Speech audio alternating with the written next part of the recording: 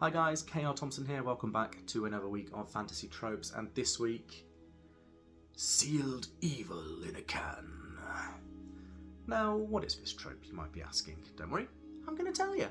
It is a case of your BBEG, your villain, your Dark Lord, is locked away for the majority of your story, and then in the sort of latter third, they make an appearance and start causing lots of issues. The good thing we have with this is this big guy, he is going to be powerful. There's a reason he's been locked away and not just killed outright. So if we have our little tiny hero who's a nobody in a village, as we've talked about before, is quite often the case in fantasy, how are they going to fight this guy? By doing it this way, we can have our little heroes fighting minions and getting more powerful and learning more and more knowledge. So when they do fight this big guy at the end, it feels a bit more realistic than, hey, I'm a nobody, I'm fighting this big guy. The other thing we can do with this is we can play with our readers. We can drip feed a little bit of information, chapter by chapter, about who this guy is and instill fear into them. With Harry Potter, it's not Voldemort, it's you-know-who. Because they're scared of saying this name, so as we're learning about Voldemort in the first few books, we have no idea, we're terrified ourselves because we just know him as you-know-who. We can do this ourselves with our own villains by drip feeding, instilling terror, and seeing how other characters, other NPCs react to this BBEG. Because this is one of the downsides to using this trope. Quite often, the BBEG was sealed away centuries ago because we need to wait for a better time. So,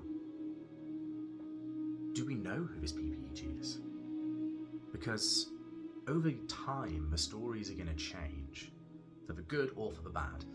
They're going to become mixed up as legend takes over from actual fact.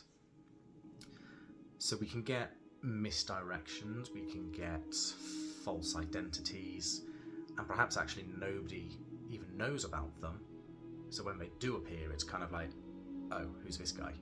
Like, no idea. So we need to be careful if we're going to do that.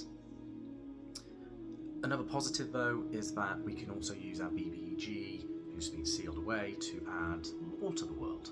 Perhaps there is a mountain somewhere in the world or a massive crater because of this cataclysmic fight we had in the past with this BBEG. Again, it helps us emphasize just how powerful they really are. A downside, how do they escape? This can feel quite Deus Ex if it's not done correctly. There's multiple ways of doing it. We could have the hero, like in Wheel of Time, release the BBEG early so they can have this prophesized fight. It could be, as in my own novel, Rise of the Ancient One. It's on sale on Amazon and Kindle if you've not got your copy yet. In Rise, the minions of the Ancient One are rushing to find a way to release him, and the good guys have got to come in and stop them. But again, this can feel very copy and paste because we're limited in how that BBEG escapes. So we need to try and find a way to make it unique, make it different, so it doesn't just feel boring for our readers. A positive of using it is that it's a clear, definitive journey for our heroes to follow. We've got to stop this guy, we've got to find a way to either kill him or seal him away once more and better than before.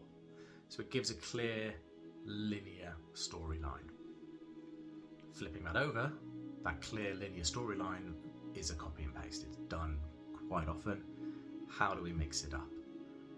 The final thing to consider, because I realise this has been quite a long video, the final thing to consider is that how do we then defeat this bad guy? Again, if we don't do it well, if we don't foreshadow properly throughout the story, it can feel very Deus Ex and just pulled out the bag. What are your thoughts on this trope? Let me know in the comments as always. I have got more coming. It's just been a few busy weeks for me this end, which is why it's been a bit of a delay getting this one out. But as always, thank you for supporting. See you soon. Bye for now.